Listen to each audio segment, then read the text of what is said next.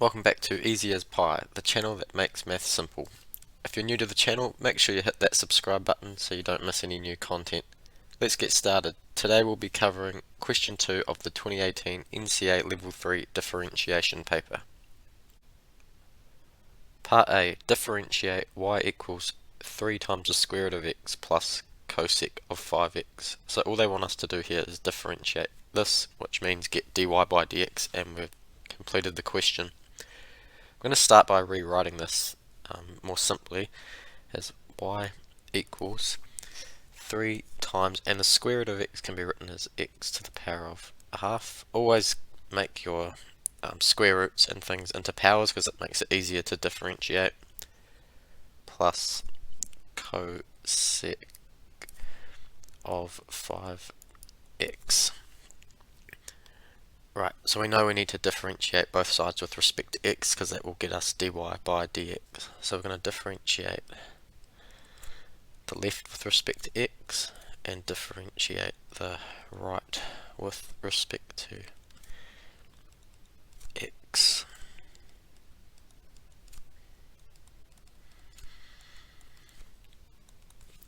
Differentiating y with respect to x will give us dy by dx, and this is what we want. We can split this part up here because we can differentiate between pluses and minuses, so I can rewrite it as dx of 3x to the power of a half plus dx of cosec 5x.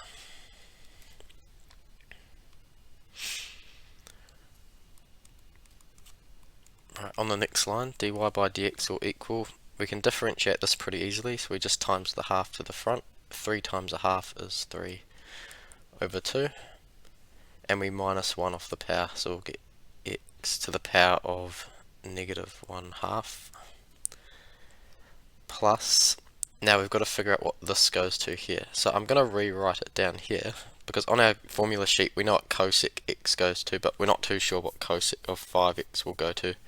So if we write that down here as y equals cosec of 5x, we're going to do a u substitution to figure out how to go about this to make it more easy. I'm going to start with u equals 5x, so I can rewrite this as y equals cosec of u. This part here, 5x will differentiate to 5, and I would have had to differentiate this with respect to x, so I have to differentiate this with respect to x to get du by dx. Cosec of u, and we'll just look at the formula sheet, cosec of x goes to negative cosec x cot x, which means that if we go back to the question, cosec u will go to negative cosec of u cot u. I would have had to have differentiated this with respect to u, so I have to differentiate this with respect to u to get dy by du. And finally, to get the derivative of cosec 5x here, I'm going to do the chain rule, so dy by dx equals dy by du times du by dx. And again, just think about it like fractions cancelling, the du's cancel and leaves it with dy by dx, and that's what we want. Let's plug in the bits we have. Dy by dx equals dy by du is all of this here, negative cosec of u cot u, and du by dx is this part here, so multiply by 5, which gives us, if we simplify it, the negative times 5 is negative 5, and then we've got the cosec u cot u.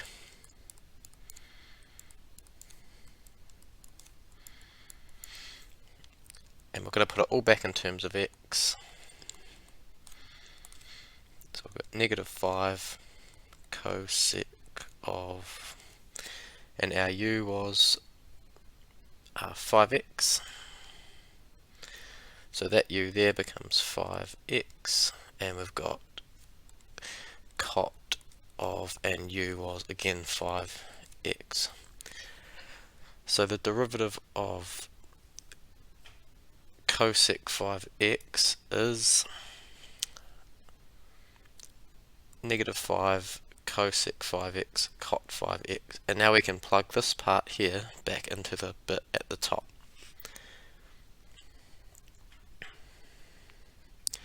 Right, and this bit here we found out was negative 5 cosec of 5x cot of 5x, and final bit of simplification, dy by dx, so this will be our final answer here, equals 3 over 2 x to the power of negative a half. We'll just leave it like that. A plus and a minus touching makes a minus, and so we'll have 5 cosec of 5x cot of 5x, and that there is our derivative of the original question, and that will get you an achieved mark.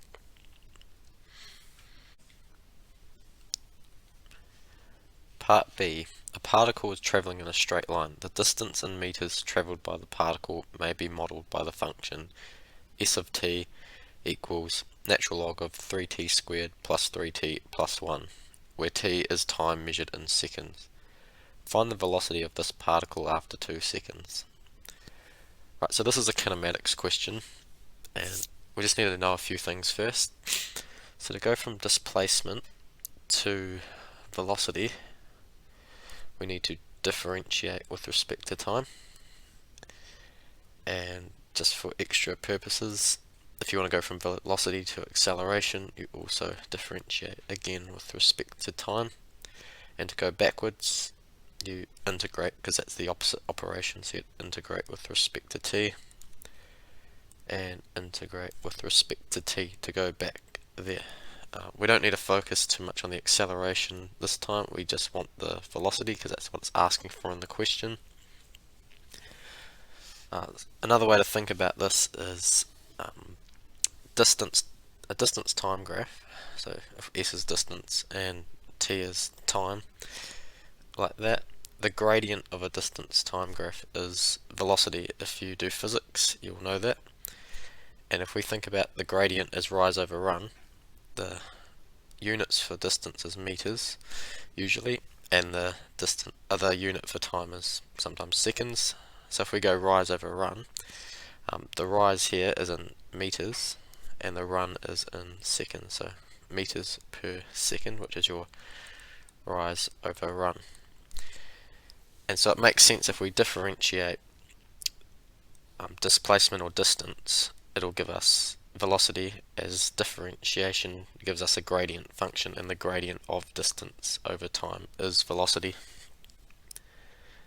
So let's rewrite this out. So displacement equals natural log of 3t squared plus 3t plus 1, and we need to differentiate both sides with respect to t to get ds by dt, and that's our velocity. And that makes sense too. If we go ds by dt, the units for that would be, so s is a distance, which is meters on the top, and t is time, which is seconds on the bottom, meters per second, so the units work out as well. I'm first going to go through a u substitution way of doing this, and then I'll just show you the trick for logs afterwards. So I'm just going to rewrite it out down here. Displacement equals natural log of 3t squared plus 3t plus 1. I'm going to make a u substitution of 3t squared plus 3t plus 1. So we can rewrite this as s equals natural log of u. And this is a lot easier to differentiate than this. I'll start by differentiating this side here.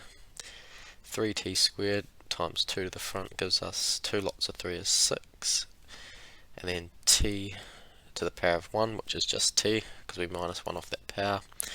3t goes to 3, and the constant goes to 0, so we don't write it down here. I've differentiated all this with respect to t, so I have to differentiate this with respect to t, giving me du by dt. The bit on the left here, natural log of u, all natural logs go to 1 over u, just like natural log of x would go to 1 over x. I would have had to have differentiated this with respect to u, so I need to differentiate this with respect to u, ds by du. Remember, we want the velocity, which is ds by dt, which we can get from the chain rule, ds by du times du by dt. And again, we just think of the du's cancelling like a fraction, leaving us with ds by dt, and that's what we want here. So let's plug in the bits. ds by dt, or the velocity, equals ds by du is 1 over u, multiplied by du by dt, which is this here, 6t plus 3, and that's just over 1, because anything over 1 is itself. Multiplying the fraction together, we'll get ds by dt, the velocity, equals 6t plus 3 on the top, because 6t plus 3 times 1 will give us 6t plus 3, and on the bottom we'll get u times 1, which is just u. Then we can rewrite that out as 6t plus 3 over, and u was 3t squared plus 3t plus 1.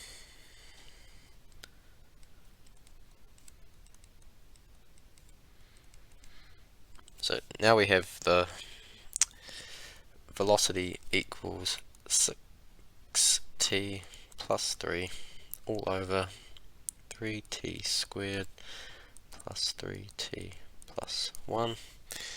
And the original question asked us to find the velocity when the time is equal to 2 seconds. So all we have to do is plug time is 2 into the velocity equation, and we will get 6 lots of 2 plus 3 over 3 lots of 2 squared plus 3 lots of 2 plus 1,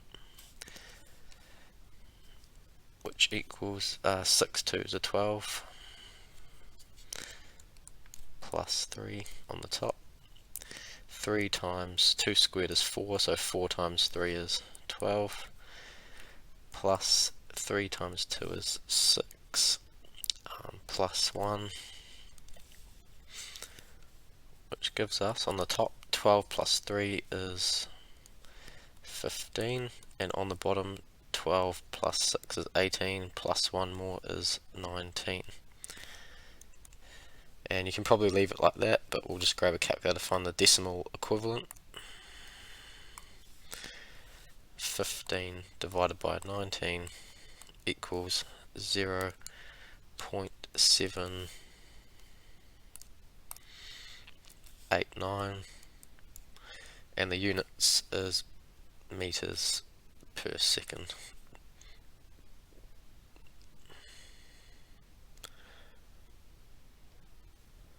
Yep, and we're just checking that there, so that's seconds, and it was meters for the distance. And I'll just show you the quick way of doing this as well, the quick way to differentiate logs.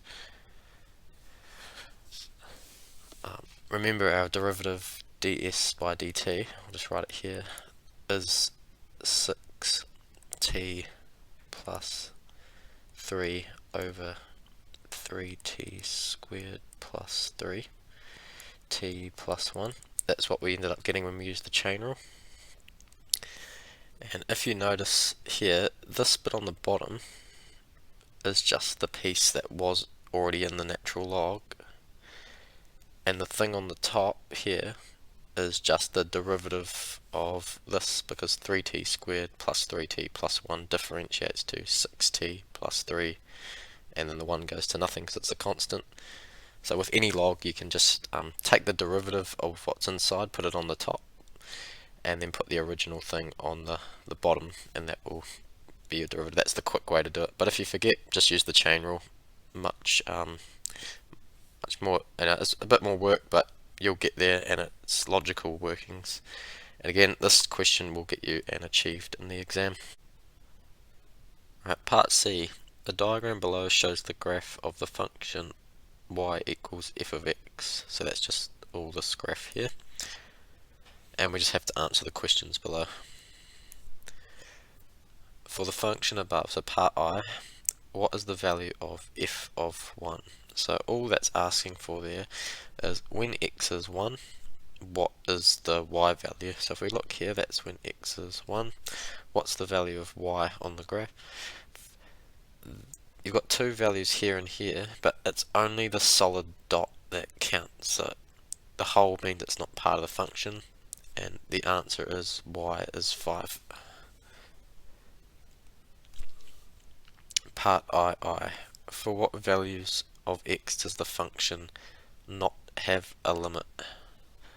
So to have a limit, the best way to think about it is if your fingers meet at a point from the left hand side and the right hand side, whatever that y value is where they meet is a limit, and if your fingers don't meet at the same place, then there's no limit. So for example, we'll just look at this point here. So there's a hole. If you put your finger here on the left of the hole and on the right of the hole, and you ran your fingers that way, they would meet at the hole. So even though there's a hole there, there is a limit, and the limit would be whatever the y value is, which is 2 in that case. So there is a limit here. Let's look at the next gap. So this bit here, if you put your finger to the right here, moved it that way, you would end up on this point. If you put your finger to the left and moved it this way, you'd end up at that point. See how you won't meet because you're going to get a point here and here. That means there's no limit. There's no limit there at x is -3. So we can put -3. That's one of our values that doesn't have a limit. Again, if you look at this point here, this hole here, if you put your finger here and ran it that way, you'd end up at the hole. If you put your finger to the left of the hole and keep sliding it down the graph, you would end up at the hole. So you would have a limit of 5 there. So that one does have a limit as well, so we can't include that. And the only other point that we can look at is here, this big gap here. And again, if you put your finger here and ran it to the left, you'd end up here. If you put your finger to the left here and ran it that way, you'd end up here. So there's a big gap, your fingers don't meet, there's no limit here at x is 1. So those are the two values there. I'm just going to tidy this diagram up now so we can do the rest.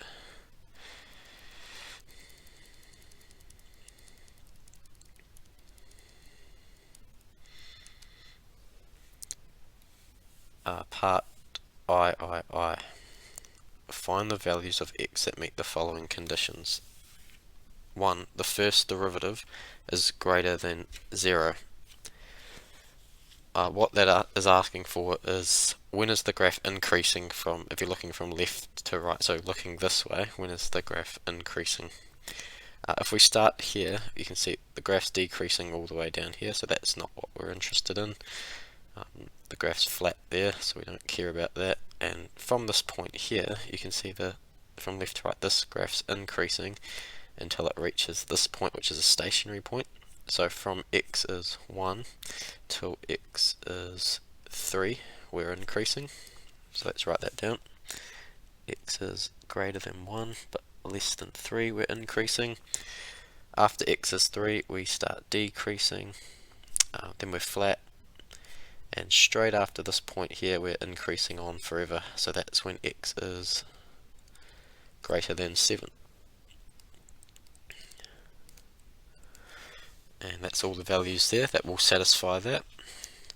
Number 2, when is f dash of x equal to 0? So when is the gradient 0? So that's at turning point or a point of inflection. And when is the second derivative less than 0? So the second derivative is all about the concavity, and if you've got a second derivative that's less than 0 or negative, that means you're concave facing down, which means a max when f double dash of x is less than 0.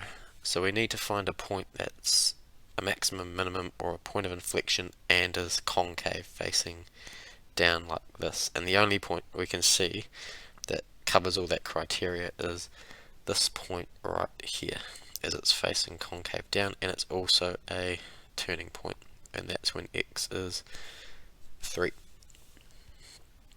So that's when x equals 3. And then I'm just going to tidy the diagram up for the last bit again.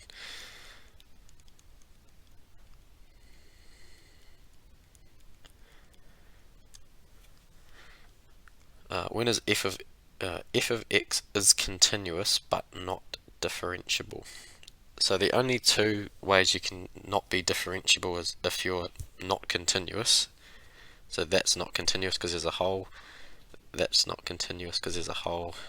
That's not continuous because there's a gap and a hole. That's not continuous because there's a hole. So none of these points are differentiable, but that's not what we want because we want it to also be continuous. The only time you can have a graph that's continuous and not differentiable is if there's a sudden change in gradient. So it's like a really sharp looking point, and if you look right here, that changes rapidly because you've got that little kink here. And a way to think about it is if you sort of put your finger on that point there, it looks quite sharp, so you probably like draw blood out of your finger. So that's the best way to think about that. So that point right there, when x is 7, is continuous, but it's not differentiable because of the sudden change in gradient. Right, and the scoring for this question here was, if you got 2 correct, you got an achieved, and if you got 3 correct out of the 5, you got a merit. Part D, if y equals e to the power of x times by 2x squared minus x minus 1, find the values of x for which the first derivative equals 0. So what we need to do here is find dy by dx, differentiate this, and set it to 0, find the x values that make this true. So the trickiest thing about this, I'll just write it out again, y equals e to the power of x 2x squared minus x minus 1. There's nothing tricky about differentiating this or e to the x because they're both on the formula sheet and show you exactly how to do it. The trick you've got to look for is that e to the x is a function of x and this whole thing here is a function of x and they're multiplied together. So you've got to notice that it's the product rule you need to use to be able to differentiate this. We're going to call that f, like a function of x, and this thing here we'll call it g, as in g of x, and a different function of x, and we're just going to apply the product rule, which is on the formula sheet. And I'll just write it over here. So if you have y equals a function of x times a different function of x, so f and g, the derivative dy by dx will equal f times g dash, so the derivative of g, plus f dash, so the derivative of f multiplied by g. So we've got f now, we've called f e of x, and we have g, so we have g, and we've called that 2x squared minus x minus 1. So now we just need to get f dash and g dash, which is the derivative of f and the derivative of g, plug it into this formula, and we've got dy by dx. We'll start with f dash. E to the x is going to differentiate to e to the x, that's just on the formula sheet. and f will go therefore to f dash. This lot here is going to go to times a 2 to the front, 2 2s are 4, x to the 1 because you're going to minus 1 off the power. This minus x will go to minus 1, and this minus 1 is a constant, so it will differentiate to 0. And I'm just going to get rid of that minus 1 so it doesn't confuse me later. And g will differentiate to g dash. Therefore, dy by dx, just following the formula over here, is f, which is e to the x, multiplied by g dash, which is this part, 4x minus 1, plus f dash, which is e to the x, multiplied by g, which is this part here, 2x squared, so multiplying 2x squared minus x minus 1. Right, before we set anything to a number, I'm just going to simplify this a little bit. I'm going to factor out e to the x here, so e to the x, and I'm going to have 4x minus 1 plus 2x squared minus x minus 1. So I've just factored that e to the x out to get to here, and I'm going to keep going with it. So e to the x on the outside, and I'm going to simplify this, so I've got 2x squared, I've got 4x plus minus x, so that will leave me with 3x's, and minus 1 plus minus 1 is minus 2. Right, now we've got dy by dx, we just need to set it to 0 and find the x values that make this true. So setting dy by dx to 0, we will get e to the x times 2x squared plus 3x minus 2. Right, so if e to the x equals 0, then this whole thing will be true, because if this is 0 times anything, we'll just make 0, which will work. So I'm going to try that first. E to the x equals 0.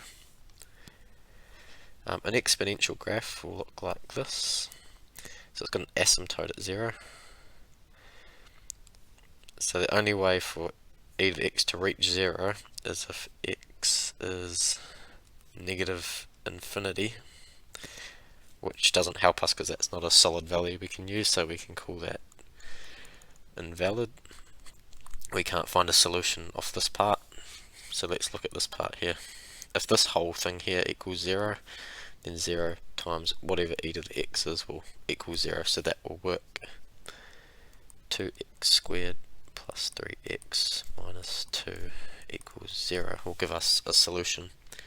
The easiest way to do this is just to chuck it into the quadratic formula on your graphics calculator, so I'll show you how to do that, where that's your A, 3 is your B, and negative 2 is your C. So graphics calculator, menu, go down to, so this is an older version, so it might be in a different spot, but it's the same thing, so go down to equations, a polynomial solver, so that's F2, and degree is the highest power on the thing you're trying to solve, and the highest power is 2. So we'll go back to the calculator. The highest power is 2, so F1, and there's A, B, and C, and we said that A is 2, B is 3, and C is negative 2. Press equals one more time, and we get solutions of x equals a half and negative 2. So these values here will give you a derivative of 0, and that will get you a merit if you get all of that out.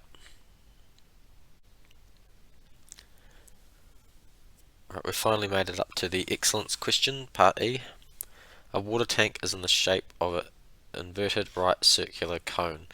Now, as soon as you hear the word cone or see a cone on your page, think similar triangles. As 9 times out of 10, this is the method you're going to have to use to be able to get a connecting equation between your variables.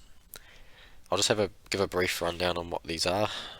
So they're just basically two triangles that have all three angles are the same, and therefore, if that's true, they have a common ratio. So they don't need to be right angle, they can be any triangles as long as all three angles are the same. I'm just going to use a right angle triangle as an example. So they can be different sizes, they just have to have the same angle. So if we do a right angle triangle here, and let's say that angle's A and that angle's B, and then we do a bigger version of it over here, and it's got the same angle A and the same angle B as this triangle over here. Let's say it's 3, that length's 4, and that length would be 5, and it had a common ratio of a factor of 3. So all the side lengths of this triangle over here are going to be multiplied by 3. So this side would be 15, this side would be 3 fours are 12, because that's the multiplier, and 3 times 3 is 9. And what you notice is that if I take any two side lengths from this triangle and divide the ones that are matching on the other side, it'll be the same ratio. So for example, if I go 3 divided by 4, it'll equal 9 divided by 12.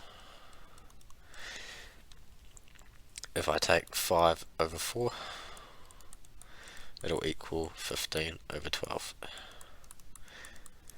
When I simplify the fractions, if I took 3 over 5 and take the same sides on the other triangle, 9 over 15,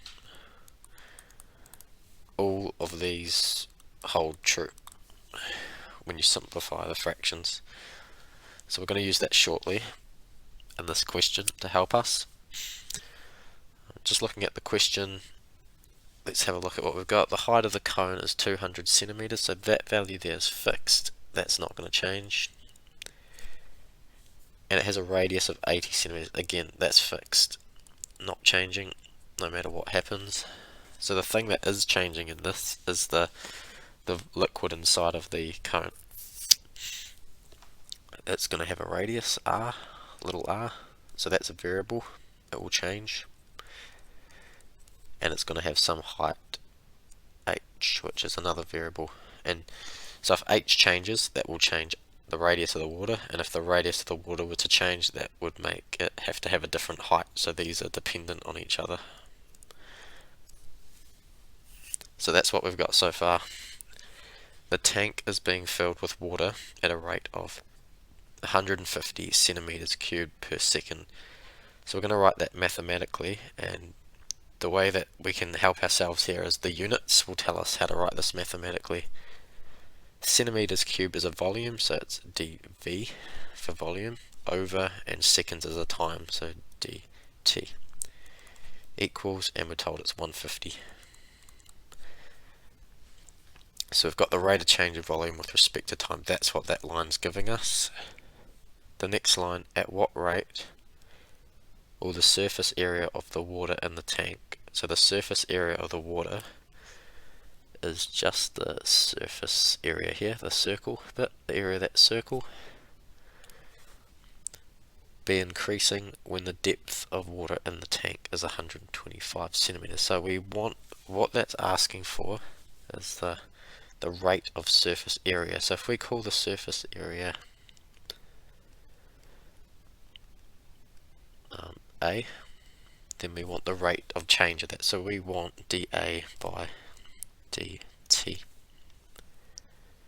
That is what we want in this question, and we want it when h is 125 centimeters, but we'll look at this bit last. We just need to get this first, and then we can start looking at plugging this in later. Right, how can we get dA by dt? We're going to need something with dt in it, which we've been given, so we're going to need dv by dt to get that t on the bottom there. And we're going to think about a cancellation of fractions again. What would I need to get dA by dt? What would I need to multiply to this thing? I need to get rid of the dv on the top, so I'm going to need a dv on the bottom. And I need a dA up here, so I need a dA up here. And if you multiply these two things through, the dv's would cancel and leave you with dA by dt, and that's what we want. So we need to find, we've got dv by dt, that's the 150.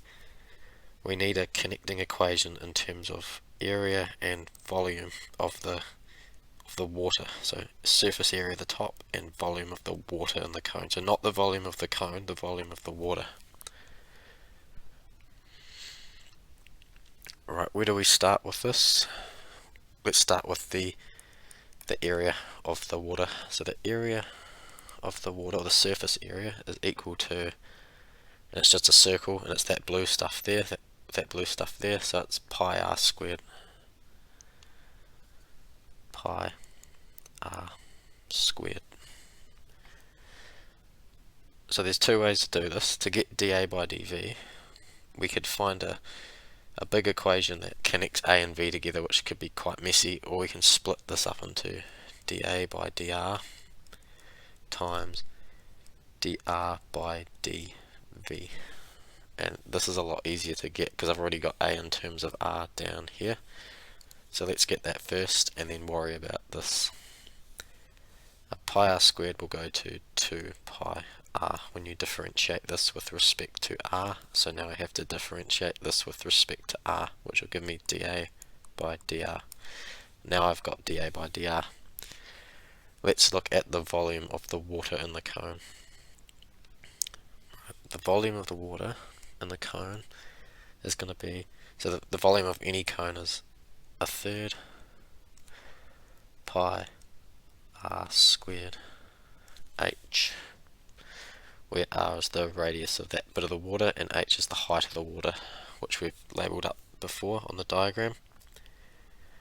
The only problem is if I can't differentiate this with respect to r yet, because h is not a constant, it's a variable, so I need to find a connecting equation between r and h.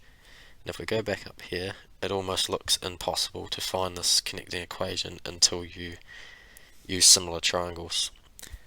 So I'm just going to tidy this up a little bit to show you the two similar triangles we're going to use.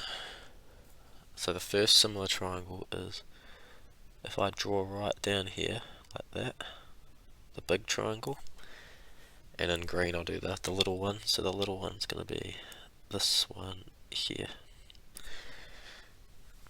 and I'm just going to draw them out over here. I'm going to get rid of that, just draw that out over here. So the big triangle,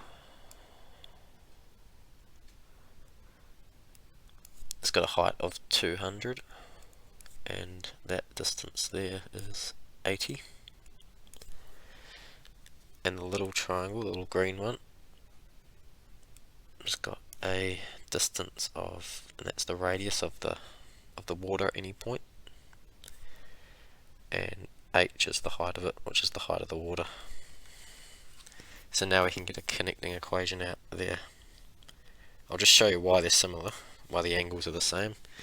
First of all, that's 90 degrees there, so and that's 90 degrees there, so they share that angle, so that's 90, that's 90. That angle up there and that angle there, they're corresponding and they're parallel lines because they're both horizontal. So they share that, let's call that A. Angle A, they share that angle. And if they share two angles, then by default they must have the third angle being the same, but we can see that they do just share that last angle. If we call that B, that's why they are similar. And we can, I'll just do in a little box down here, the formula that we're going to use to start setting this up. So if we look back here at all this stuff, if we take the ratio of one triangle and we can equal it to the other ratio of the other triangle. So I'm going to do h over r equals 200 over 80.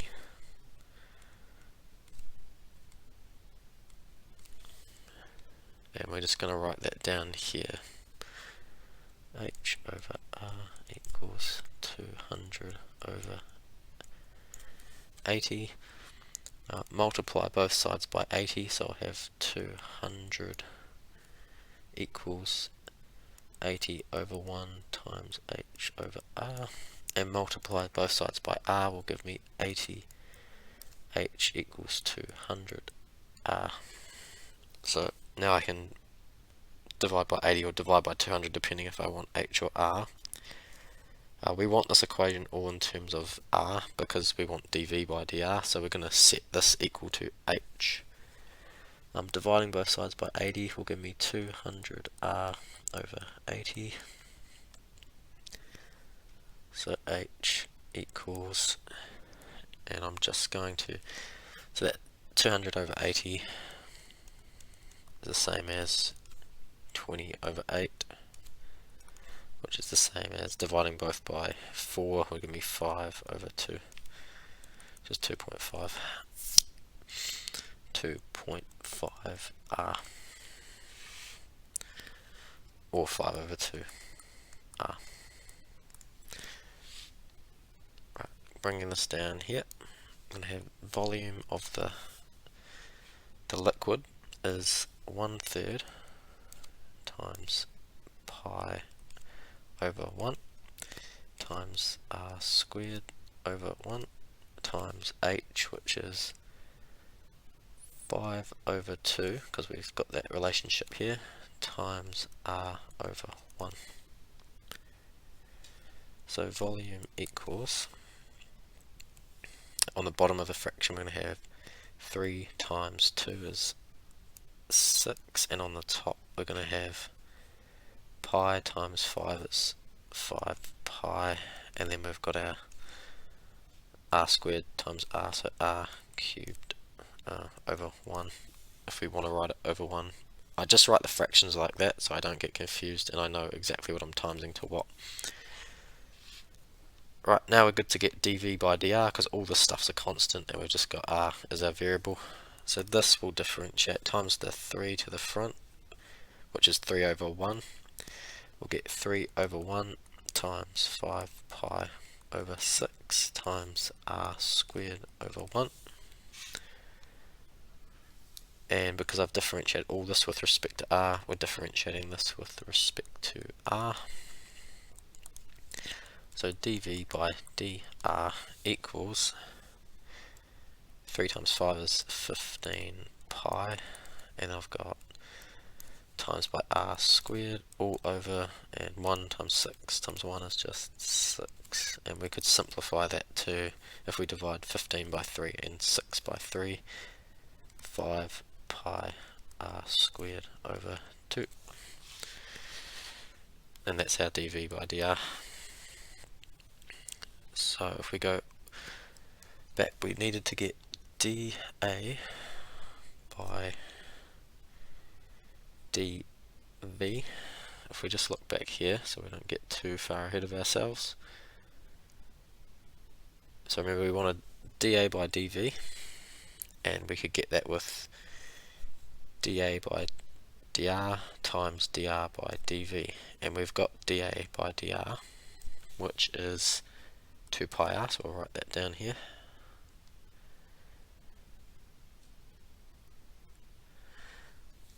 Yep, our dA by dr is 2 pi r. And our dA by dV we could write as a fraction cancelling thing as dA by dr times dr by dV. We've got this, we've got dV by dr but not dr by dV, but remember we can just flip, so that means that dr by dV, if I flip this around, will just be this flipped around, so it's 2 over 5 pi r squared, which gives us dA by dV equals dA by dr, which is 2 pi r, over 1 times dr by dv, which is 2 over 5 pi r squared, which equals, if we simplify it,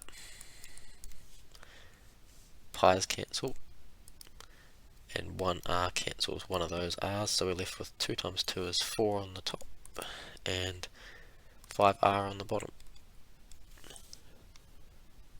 Remember, the whole thing we want is the rate of change of the area, the surface area, which is dv by dt times dA by dV.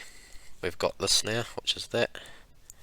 dV by dt was the 150 from the start of the question, so we can plug that in,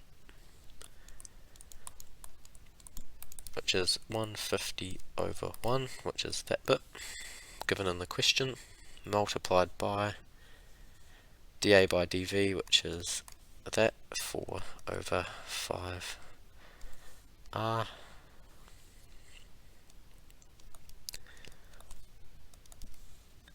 put that together, we've got 150 times 4 is 600 over 5r when we times across. Right, so we're almost there. We just need the rate of change of area, which is this, when h was 125.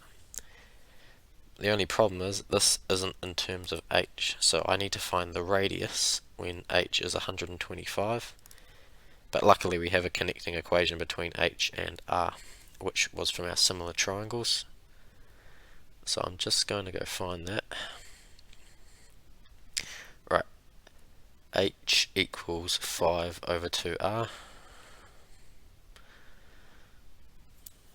h equals 5 over 2r. So I'm going to times both sides by 2 to get 5r equals 2h, and divide by 5 on both sides to get r equals 2h over 5. And we want r when h is 125, so we're going to plug in that h is up 125, so we've got 2 lots of 125 divided by 5. And the r value we want to chuck in is, let's check that out, 2 times 125 divided by 550 centimeters. So we chuck that into here, and dA by dt when h is 125, which is when r is 50, is 600 over 5 times, and r was 50, which gives us a grand total of, calculate it, 600 divided by 5 times 50, 2.4. And the units of that is going to be everything was in centimeters, so that's centimeters squared per, and time was in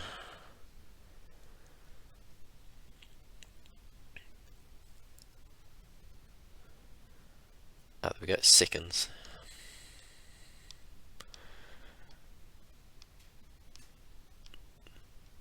Centimeters squared per second. So that is your rate of change area when the height is 125 centimeters, and that will get you an excellence.